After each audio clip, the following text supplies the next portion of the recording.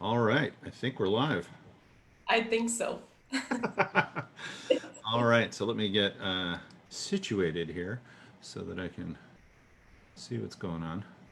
Um, Welcome, everyone, to Up Close. I'm Randy Dixon, Artistic Director of Unexpected Productions. And once a week, I have a conversation with an improviser from somewhere in the world. And this week, we have Gosia Różalska. How did I do? Perfect. It's a perfect Polish. From Gdansk, Poland, which I found out is the sister city of a sister city of Seattle, which I just found out Gdynia. moments ago. And there's we gave you a statue of two fish. Yes, and it got stolen, so there is a replica at the boulevard. Yes. Okay, my hair keeps And disappearing. and there is even little text that it's a replica. But Right. I don't Is think that they to say make the that it's that to stolen. make the people that stole it feel guilty? I think so. I think so. And by the way, I keep my students are laughing at me when I say your name because Uh-oh. I'm trying to make it sound so American. So Right. when I speak Polish and then I say Randy Dixon, You sound like they you're from like a Western you or know something. what they do? They say, "Sorry, who?" And then I have to repeat it like two times more. And they giggle. Yes. Oh, that's funny. Well, good. Yeah, I love hearing people doing American accents because we sound either like pirates or cowboys. Yeah, and well, for me, for example, it's as you say, American accent. It's one. Right. Not like you have different accents everywhere. And when I see that some actors have in their skills that they can do accents, and I'm like, what are you talking about? Right, right, right. Yeah, it was I always found it funny in improv actually when we do genre work and we do like Chekhov, right? And people would do a or Moliere and we do a French accent and I go, don't do a French accent because in French there is no accent. It's just French, so you don't need to worry too much about it. But anyway, welcome But and thank you I so feel much that. for doing this. Yes, Um, thank you for having and me. yeah, no, no. And so let's get a little state of stuff. I guess how you found improv, and also a little bit about how the scene in Poland began, and then we'll eventually talk about where it's at now. But for now, just yeah, how it started. Ah, Yeah, that's and a good you question. in improv, how you found improv. Yes, well, I think that I found improv at the time where when Poland found improv because it was more or less the same time, and it was around 15 years ago, I think. I was in high school, and there was no improv in Poland in general. And as we started here in Gdynia and Gdańsk, in Tri-City, as we call it, we were just high school or students people who were in the youth theater of Wybrzeżak because that's how it was called. And when we started doing improv with the knowledge from the exchange with US, there was always one person who was going to some acting scholarship there, and they were bringing some improv here. And we started doing it, and we had no one to look up to, which was very fun. But now, as I look at it, I think it would be impossible now to do it because we were taking a lot of time, a long time to discover things that now we would do like this because we would have all the people around who are already doing it and all the internet mm, sources and everything. And after a few years, we discovered that there are other people too starting it in some cities in Poland. So for some years, there was about 5 groups starting more or less the same time. And of course, we started with games. but not whose line, because after, I don't know, like 2 years of performing short forms, someone came to us after a show and said, hey, you're doing the whose line, is it anyway? And we were like, what? and then we discovered it online, and we're like, what, are they doing it like this? So in the beginning, everyone was doing short forms, and after some time, we got a bit bored because we kept repeating the same things, and then we started experimenting with narrator, sorry, long form stories, and then we started experimenting, and after a few years, some of people started teaching, and then new groups started showing up. And now it's been 10, I think around 10 years of festivals in Poland, and a lot of people are doing improv. And it was funny to watch the process after the first few festivals, because in the first one, I knew everyone. Then next year it was almost everyone, and then after like 2 years later, I was like, who are you people? How can I not know that you're doing improv? And now it would be impossible to track all the people who are doing it, which is great, of course, because I think that Polish improv went through some phases, and first it was short forms, then it was experimenting, and kind of, as I told you some time ago, homemade improv, I'd say, because we had to discover everything, and we didn't know any Harolds, Armandos, and other things that were there. We had to discover it. So we were discovering the rules, and we were discovering the formats, and we thought that we invented long forms. And I think it's very cute, right? There was internet already, but I guess we just didn't check. Didn't look. Why bother? All right. It's not going to be there. We invented it. It's not going to be there. Yeah. And then after some time, we started looking out of Poland, and we started traveling. Some of people joined Ohana, the European group. Some people started traveling to IO. And that's how we got to know Harolds and Armandos and other things. And we're like, wait a minute, I know it from somewhere. We've been doing it here. And then I think there was a phase that is still going on of kind of trends that someone is bringing new thing and is showing it as the true improv. And then for some time, a lot of people are doing the true improv of this thing. And then it changes. So I think that right now we are in the kind of a mashup phase, when we take some things from abroad, for example, from internet. We have more and more teachers coming to Poland. And I just hope that we will not lose this homemade element, because it's good to just pretend that we don't know what's there and just try to reinvent the wheel and see, because maybe it will be a bit different. I'm done. Good. No, I mean, not good, but that was great.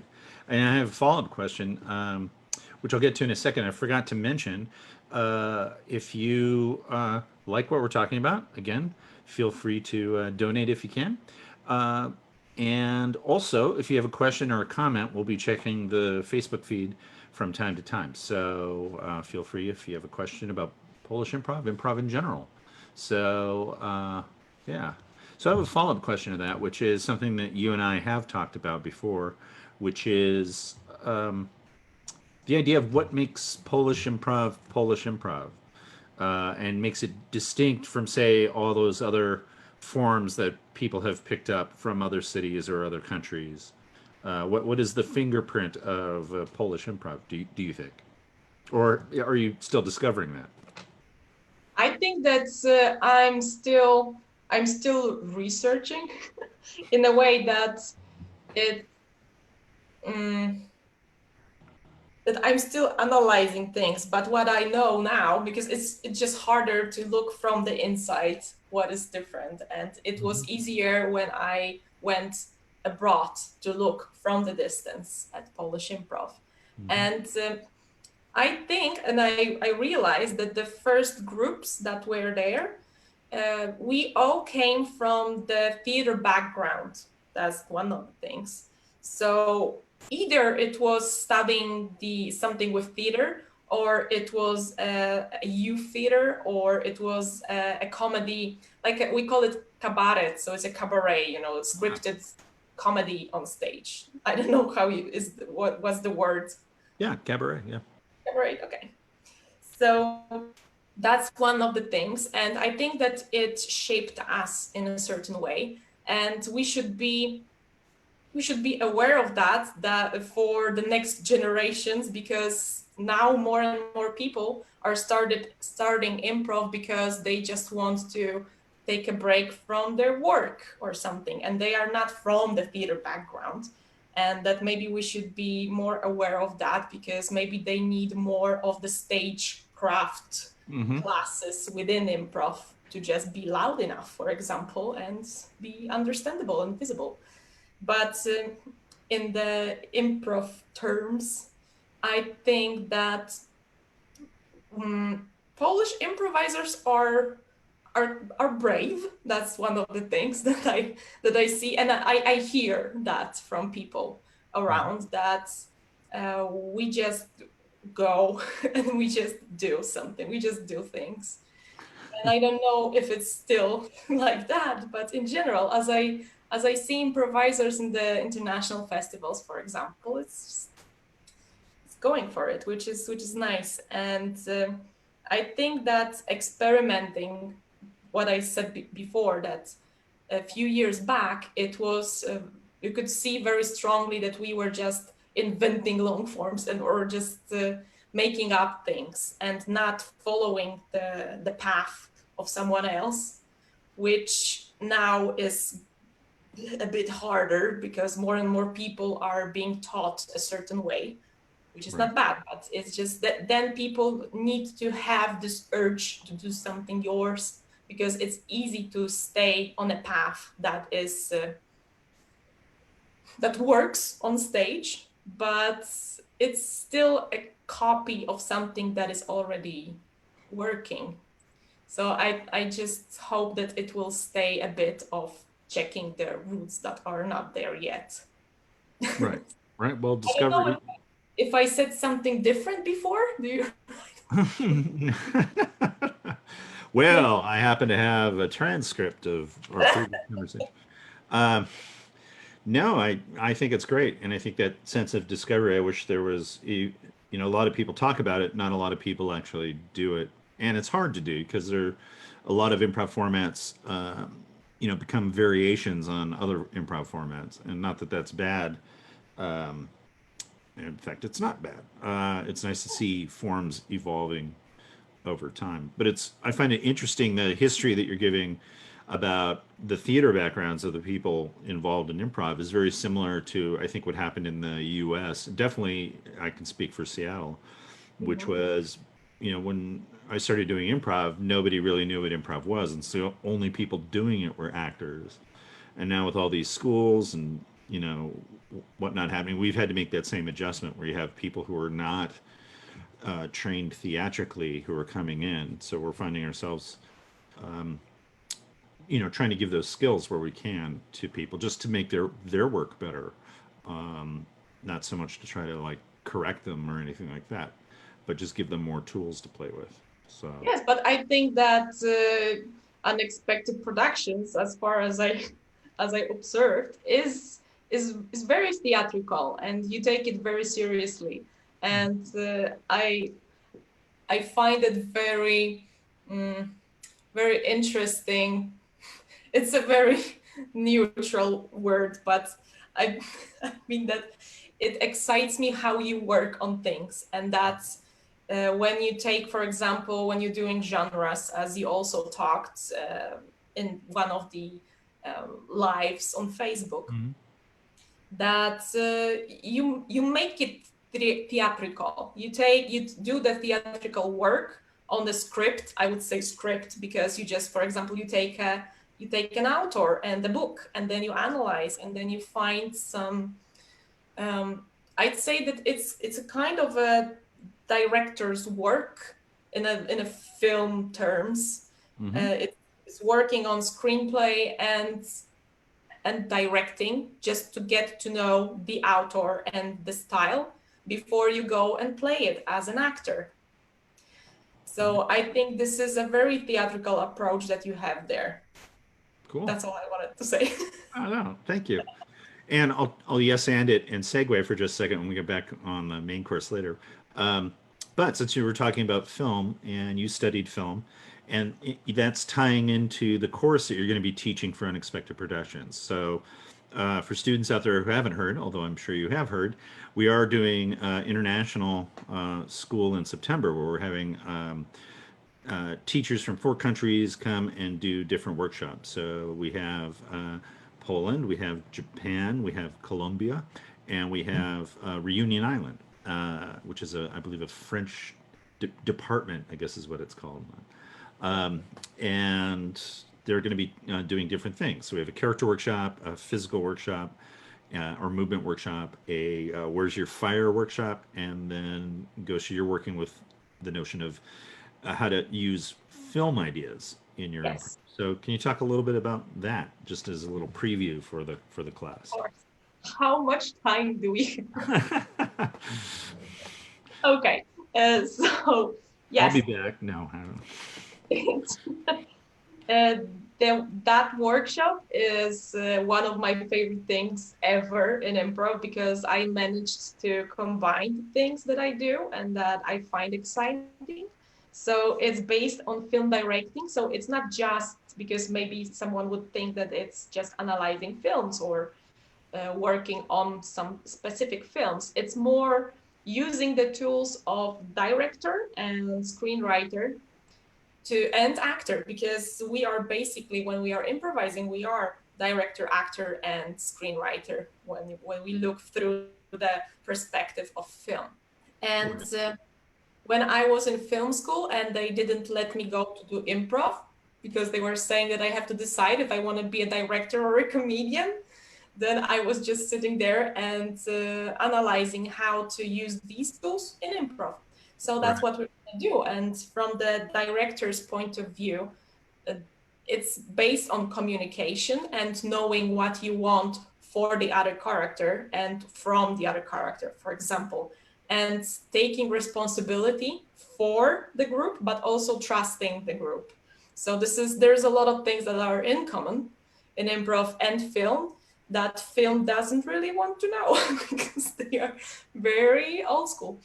But from the screenwriter's perspective, for example, it's one of my favorite things that we can take from film to improv, and I work a lot on that, is that no one is good or bad.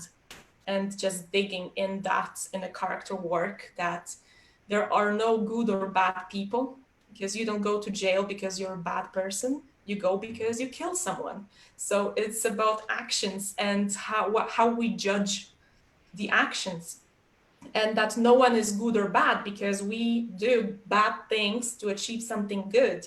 And there is no villain who thinks of themselves as a villain. No one thinks that they are the bad guy. Everyone thinks they have their reasons. So there's a lot of work on that. So on characters, the film-like characters are the ones who are like that, between good and bad, and that we can, what's the word in English? Well, we can feel them, let's say. And the director's point of view, I think, is very cool, because there's a lot of things in that approach that we just don't pay attention usually, because we have a lot of other tools. But when we look from film perspective at improv, then we will start seeing in films the things that we find most exciting, and we will find ways to use that on stage. And that's how I combine these two things. And and it's very cool for me. So I share what I believe is cool. That's great. And it's good that, I mean, having that background is only going to make it a stronger connection, because you're going to have much more technique and language that's not, if someone that read a book or something like that. So Yes. that's really great. I'm excited about the class. So, and that starts, it's on what day? I always mean to write this down and I don't. It's, maybe it'll pop up. And while we're looking up the dates, I know it's the first week in September, but what day of the week? Gosia, Thursdays. Thursdays. Cool. 3rd Right. of September, 3rd, Thursday at 7 o'clock your time.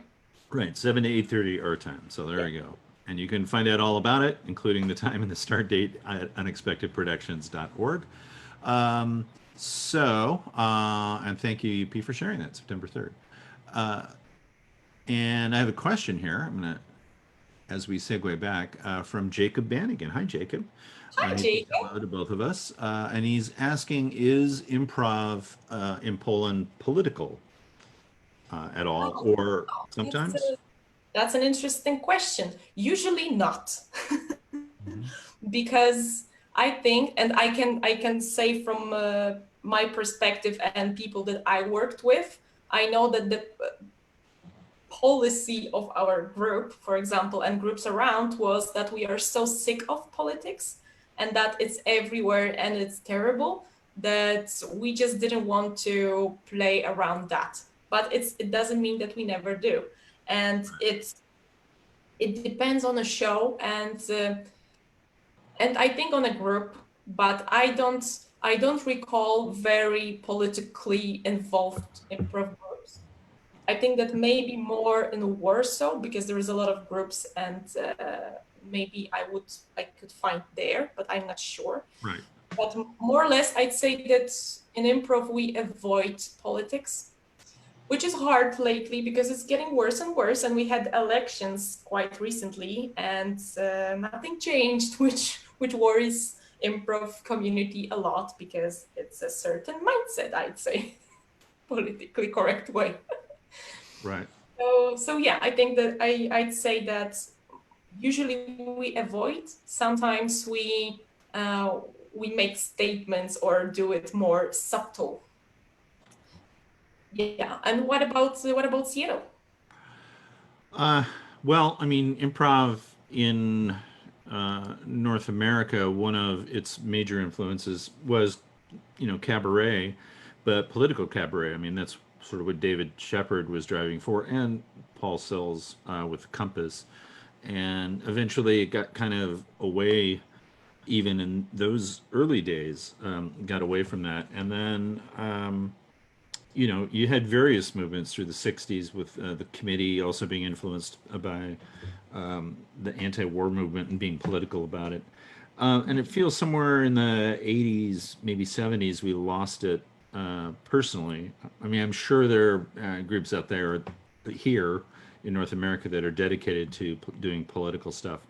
I haven't really found them, and it's certainly not a major thing. And my thing is, I would love us to be political, not necessarily talking about politicians, but just talking about how politics influences our life. And I'd love to have that, a few times in a show. I don't think it has to be in your face all the time. In fact, I think it's less effective if it's in your face. But I can say two things to that. Talking about history, also in Poland, during communism, there was a lot of the comedy was a big tool to deal with the reality. So there was a lot of comedy groups, like cabaret groups or comedy films that were based in that reality, and they were they were making fun of the reality in a very intelligent way, so that you could skip the censorship. So after the transformation, I think that people got fed up with political things, and now it's coming back because again we have some political issues here recently, as I guess everywhere. You have some things in place too. So I Here? think I think Everything's fine. Everything's fine. yeah, I know. So I think it's getting back now because people feel more and more, find it more disturbing and feel the urge to comment. And I can see in the audience that the audience is throwing political names, for example, as a suggestions, or actual like current events, political events as a suggestion. So they want to see something about that. Yeah. But Yeah. will it be on stage? I don't know. Yeah. I think it's true here. I mean, and the reason why I think it should be more present in improv is because it seems like in our current situation, which is screwed, we turn to comedians. You know, the late night comedians here seem to be stepping up to the task of it, and in a way, comedy once again returning to that notion of like the court jester. So someone who could make fun of what's going on in our times and could say those things that no one else could say. And I think that that's kind of been the product of what's been happening, at least here with our government. But it's really hard to top just the satire and humor that just comes every day, where you're just like, oh my God, really? Like, how do you make fun of this? This is either horrible or it's already really weird and funny. Yeah. We have this like portal on the internet. I think that in America there's this Onion or something like that. That there's a satirical commenting on like making fake news comedy style. You have that, right? Yes. There is something like that, because in Poland there is a portal like that. It's just a copy of that in a Polish ground. Right. Called Aż Dziennik, and recently people are more and more commenting that they cannot really spot the difference if it's real or if it's a joke. Right. Every day there is a news that you are like, is it a fake comedy? Like, is it a satire or is it real? And more and more it's real, and then we're like, right. Yeah, it's crazy. So, but hopefully, and I mean, we also have the whole being isolated and having to do all the stuff online, which adds to it. But I'm hoping that when we're able to return, hopefully, at least here, things will be better. Hopefully, knock on wood. But we'll see, and hopefully that can come back to being a active ingredient in improvisation as it was for a long time. Let's see. Do you think COVID will actually have some positive effects in the improv community? Okay. For example, opportunity to learn from theaters that have never been to Poland. So, different groups and having access. And like, we're definitely taking advantage, this conversation is taking advantage of that, the fact that we can talk like this without having to travel halfway around the world to be in the same room together. And finding things that are rarely tackled in Poland, like genres that you can finally touch upon, and maybe at the end of the day will allow for new things to come. What do you think of that? So there is the question and answer in that comment. Yeah. It's true. I agree. Yeah. So yes, I think that the biggest advantage is that suddenly we realize that we have the access to teachers, for example, or people that you can take a class online, which is different, and probably you will not do everything that you would do live, but still you have the access to knowledge. You can just talk. There is a lot of conversations recently recorded in podcasts and lives like that, which is even better because you can ask questions to the person that you would probably not talk to in years, or I don't know, or ever, because they are in Reunion Island. Right. So I think that's the biggest advantage. And there was something that I was thinking recently that I forgot. Now maybe it will come back.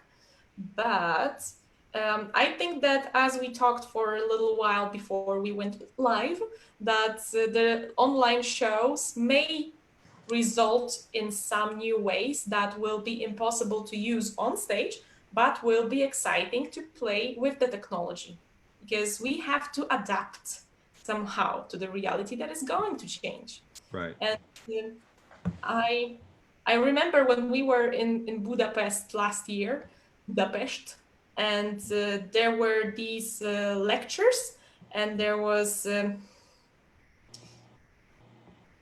there I forgot the name. Sorry, I know your name. I just forgot it now because I'm done. So there was this little lecture about the technology and improv in Oh, right. Yeah. vision of the future. So it was about the near future and how it will look like from a scientific point of view, and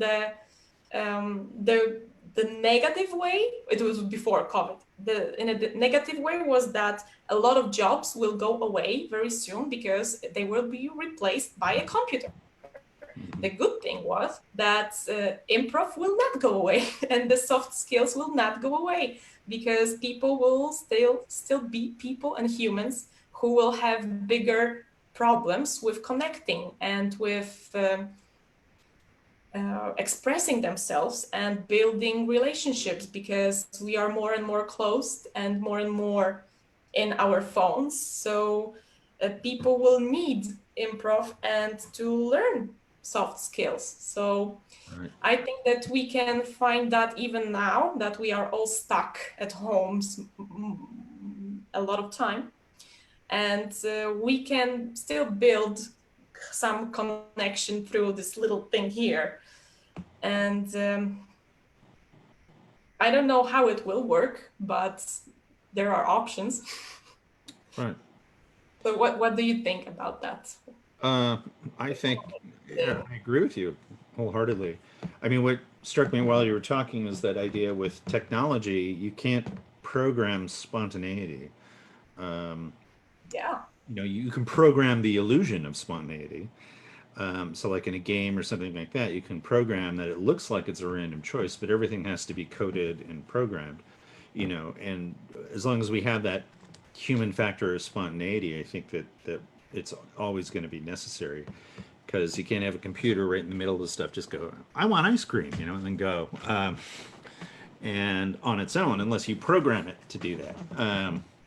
So that agility um, is well placed in us, and I don't know, I'm not obviously a computer expert, so What are you talking about? I know, imagine that. uh, but I can't imagine that you could put down a bunch of, say, random pieces in front of a computer and have it be creative enough to do something with it. um, and again, unless it's all behind the scenes pre-programmed and whatnot. So, I mean, I agree wholeheartedly with what you're saying. And I also would take that one step further, and it's that notion of the human connection. I think spontaneity is a big part of that. And that's kind of what gets lost, I think, in Zoom a little bit, is that kind of spontaneous spark that people have from each other, from each other. So, cool. I'm going to shift gears a little bit, because I've been talking pretty much with every guest a little bit about the scene in Poland, or the international improv scene, since you do a lot of traveling. And we're, here in North America, we're doing a lot of discussions about inclusion, diversity, and trying to find ways to open those channels and bring people in, or attract more people who want to stay in improvisation. What's the state of that in Poland, and also then your observations on the international scene? Mm-hmm. Well, Poland. In Poland, it's still quite homogenic. Does it work in English, this word? Yeah. Because I took Polish one and made it sound like English. Okay, because there's not many people of color, and there is not many people who are openly LGBT, for example, because it's still there is still work going on, I'd say, and especially recently we have some problems with that and politicians. So I think that we are in the phase still of even gender equality in some ways, because it's still very patriarchal, and it's getting better with years, of course, and there are people who are wonderful and don't have that problem, but there is still somewhere that problem, because it comes from cultural background. And so I think that as I talked to someone from Finland, they are far, far away, I mean, ahead of us. So when it comes to inclusion, it's, well, for example, as I saw some posts online that you should always take care that you have a person of color in your group, for example. Well, in Poland, it would be hard to find, like literally. And so there is a lot of conversations about equality in last year or two, which is great. So people are getting more and more aware. And what else? Well, it was still a surprising thing that we started an all women group a few years ago, you know. So Right. so we're there. It's not like we are very like in the past, but it's still just evolving.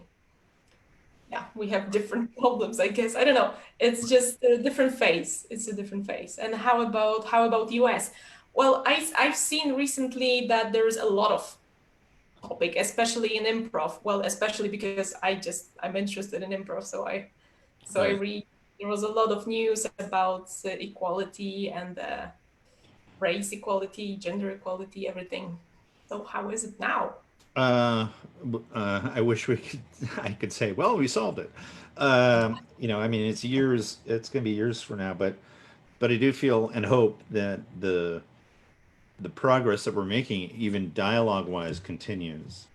My big fear is that everything just goes back to normal once everything goes back to normal.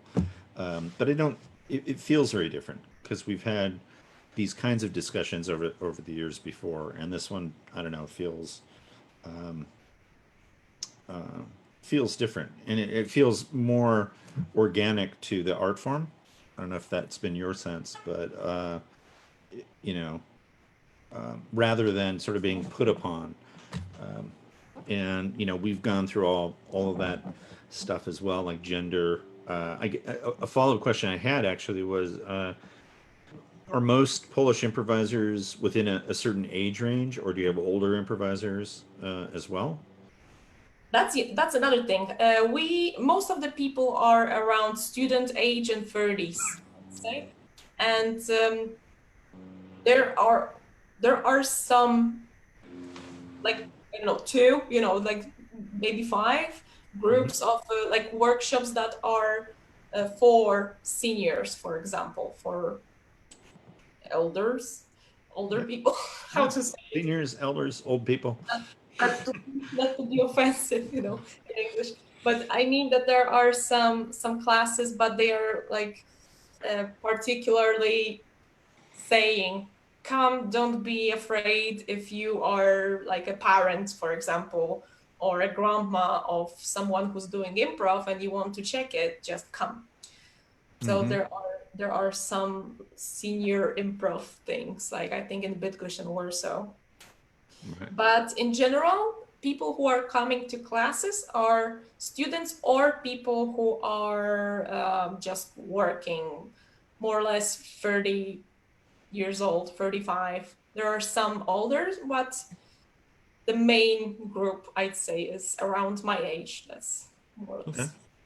Cool. Um, cool. Thank you.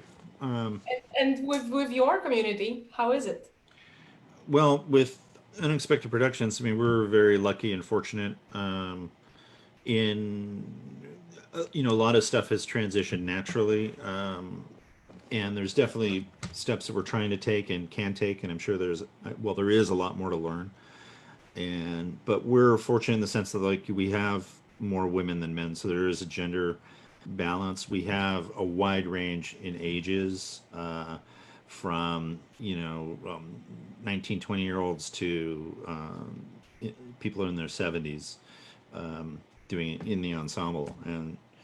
And as I've said a couple of times in these interviews, to me it's just what I try to do is work with everybody, so it's not just me, but in creating an environment where people feel welcome and they feel like they want to stay. It's not just, oh, we need that old person, get them in here, that kind of thing. But we create an environment where they hopefully can feel like they can express themselves and feel comfortable and welcome and supported. And yeah, I mean, again, a long ways to go, for UP, but also for as an art form. And I think You know, that's what's kind of coming to a head in Chicago and places like that. now that you said that, the thought came to my head that maybe in US and in Seattle, I mean, when was the first theater sports played in Seattle? How many years Well, ago? yeah, it was we were playing with it in '82, and then we actually officially started doing shows in 1983, Yeah. around '82. So I'm thinking now that maybe the age range that we have the biggest group in Poland right now, let's say 2040, maybe it was like that in 80s in Seattle too, for example. Maybe people start around that age, and when the community grows and it takes time, maybe the people who started at their 30, maybe they will stay or they will know. And when they get older, they will stay. I mean, that maybe we are, what? Maybe we are just starting with this group because it's close to our age, and then we will get older, and also the community will have a bigger range of age. I don't know, No, maybe. no, I was laughing because, believe it or not, Gosha, at one point I was the youngest person in the company. I believe that. So, so there you go. Staying power, I guess. A question came in about, with your film background, about do you believe that a character can have an arc in improvisation, like a complete arc of a character? And what does it take? Can you do that in a short form scene, maybe a game even? So 3 to 5 minutes, or long form. Sure, that's my answer. Okay. Well, I think it's done. I think that it's a bit like driving a car. When you learn to drive a car, there are things that you are focusing on, and it's, oh my God, there are so many elements. But when you get used to that, you just drive. And I think that many people are saying, oh, you should not use directing or screenwriting or character arc, because then it will put you in your head. And I disagree because I think that it's more about learning how we behave as humans, and how the characters are built in stories, and what is it, this arc, and that there are a lot of things that we can focus on, and there are a lot of tools, and you can just pick one, and then you will have a change. Because what does it mean that the character has an arc? It means that they learned something, or they changed, or they realized something, or they took actions. So if you just take one thing, for example, that there is want and need, that's one of the theories, that that the character wants something, and in the end realizes that they needed something else. And that's it, for example. If you pick one thing like that, I use this example about like romantic comedies, that the character wants this cheerleader and then realizes that he needed the girl from the library or something. And that if you have a character in the beginning that wants something, or for example, doesn't want something, and then in the end the character needs to change or the world needs to change. And then there is it. Like, you don't have to analyze the hero's journey in every show and think about all the steps. It's just that the character should learn something or realize something or fail and rise again. So I think it can be done in short forms and long forms. It just depends how much story time you have, but sometimes a little thing can change us, or can change our behavior. Like, I want to tell you I love you, so I approach you, but then I see that you are calling the other girl and you are happy, so I just change my mind instantly, thinking I will never tell you, and then I just probably later it will come back. But there's a lot of things to how we can think about how the character evolves into the arc. So I just like to teach and use a lot of approaches, because it's not like there is one way. There's many ways. And I like what Jacob Bennigan said in the workshop once. One of the theories that he said was that when the character reaches the goal, it's not the end, it's just half of the story, because then you have to deal with the consequences of succeeding. So that's the other way. Huh. Yeah, no, I think that's great. And I love the idea of it, the way you put it, about becoming second nature, sort of like driving a car. So if you study the character arc enough and know it well enough that the character has to go from A to B at some point, then you just do it. It's sort of like when you're driving and you turn on the radio, you don't stop and go, okay, how do I turn on the radio again, right? You just kind of do it. And it just becomes part just knowing basic things like that, you need to want something, because if you don't, nothing will happen. Right. That's the first step, for example, to start that journey. Well, that's surprising, because I mean, it logically, in terms of theater and drama, it makes sense. We want to watch people who want things. We don't want to watch people who want nothing. Unless it's about them then becoming and wanting something, learning how to want something, or yes, yeah. Or there are always exceptions. Like, if you play the anti-hero, not a villain, but anti-hero who doesn't want to be a hero, then you have the situation when the character may not change at all and doesn't want to have the adventure, but the world drags the character into the adventure. And in the end, it may be that the character stayed the same, but the reality changed. But it's harder. It's easier. It's easier really to focus that you want something that expects the whole world to change for you. Right. Cool. Well, we have a few minutes left, and I do want to get to just influences, because it seems like the Polish improv scene very much is influenced by the Chicago stuff. So sort of from North America point of view, it's the Viola Spolin, the IO, Del Closes, hopefully Paul Sells, David Shepard, all those guys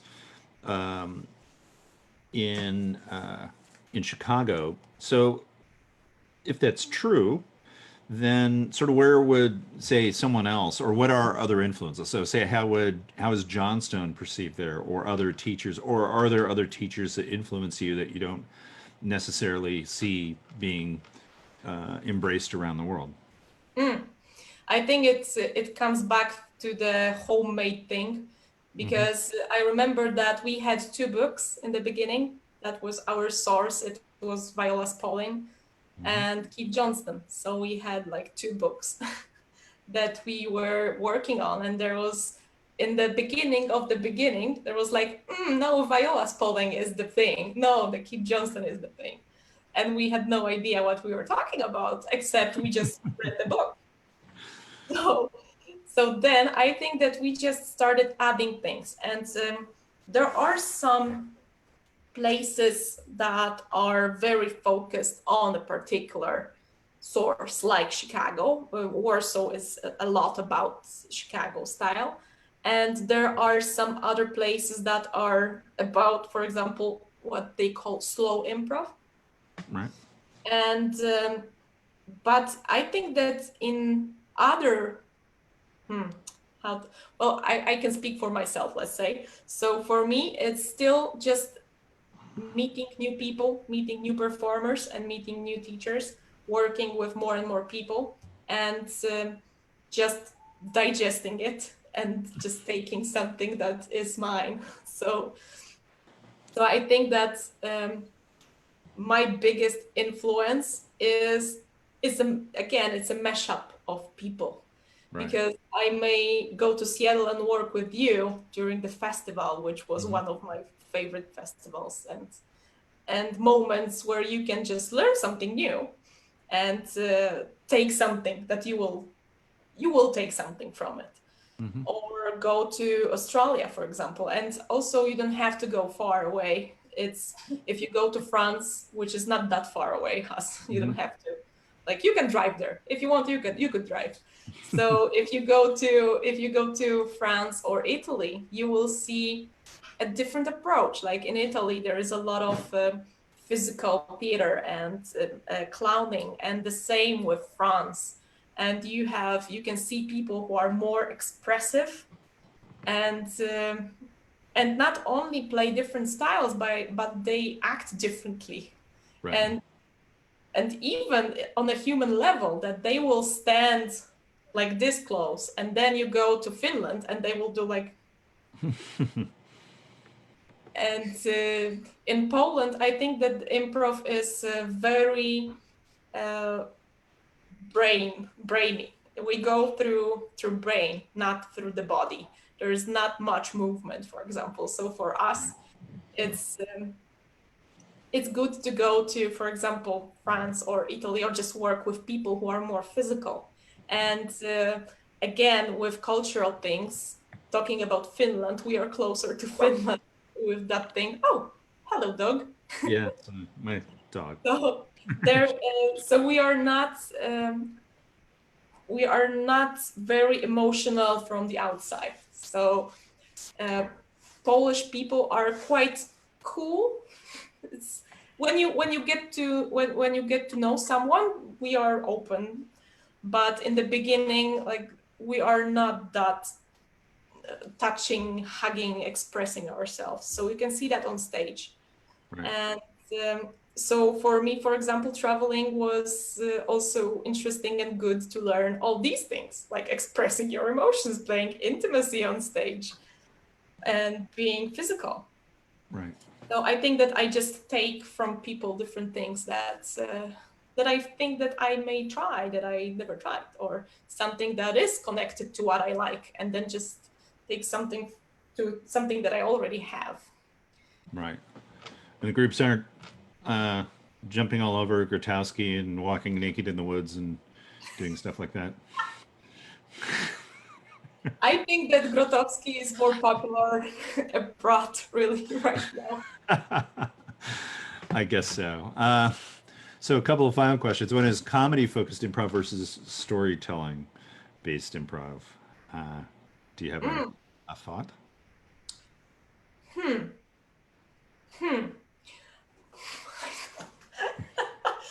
Oh, it depends really, because as we started with short forms and it was all about comedy, and then we started playing stories, and I think that there is not that I think it's quite balanced.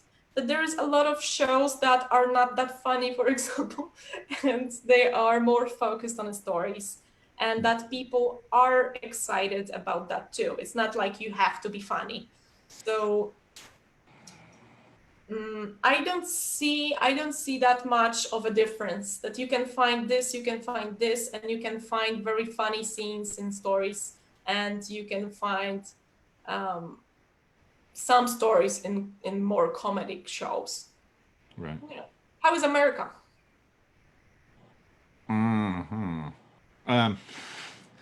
Well, I think there's a strong distinction. I mean, I have trouble trying to define it because actually I think there is no distinction. I think story-based improv should be comedic, primarily comedic. It doesn't have to be entirely comedic.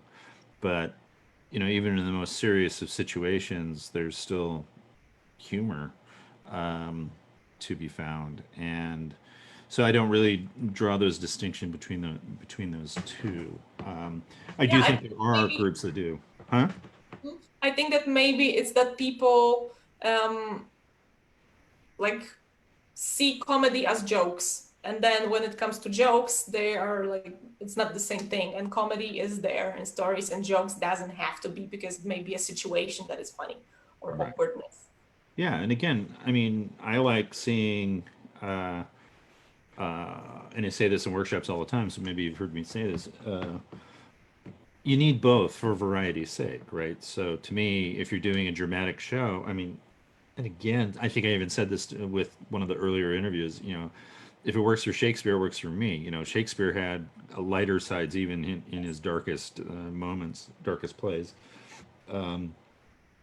And so for me, it's you need both. So if you're doing stuff that's pretty realistic and kind of heavy or a little political or whatever, then doing something that is, say, as you were saying, joke based or something like that would be great. And likewise, if you're doing a short form show and it's jokes, jokes, jokes, and then something more meaty or serious wants to happen, go with that for variety's sake. Because I think an evening, all of either one of those can work, but it can also be boring Yeah, or get yeah. old.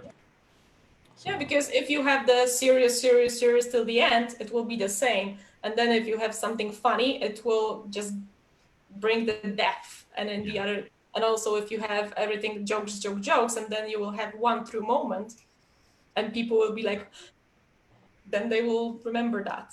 yeah. Well, and it goes to that idea of empathy that you were talking about before. Like to me, really skilled performers and especially skilled improvisers have that great sense of pathos about bringing a kind of weight to even the most serious situation, and again, you can look at like slapstick comedies or silent films, and you see the same thing where it's lots of visual gags and fun and physical comedy, and then but the the ones that we remember the most are the ones that brought a certain level of heart and meaning to what they were doing. I think, Yeah, but so cool. very nice. Yeah. So, what do you miss the most about not being out and not being able to rehearse and not being able to travel or whatever? Like, is there one thing that you're like, yeah, it's okay being here, it's okay having these discussions, it's okay talking to friends. I'm sure you're doing improv in some level with other improvisers online, but what's that one like really physical thing for you that you seem to miss? Well, it's just human contact. It seems like I'm not sure if last year and my previous life was real or it was a dream or this one is. I just feel disconnected with the reality that I lived in, and I'm not living it now. So that's a strange feeling, and I just miss meeting people and playing with them because there is an energy in it. You cannot do it through Zoom. There are some things that are just not there. You can have meaningful conversations and great character arc in a scene on Zoom, but it's still not being there and living it. It seems like it's all kind of like a video game more than a connection and just having an experience and making memories. I think that would sum Hmm. up the feeling. Okay.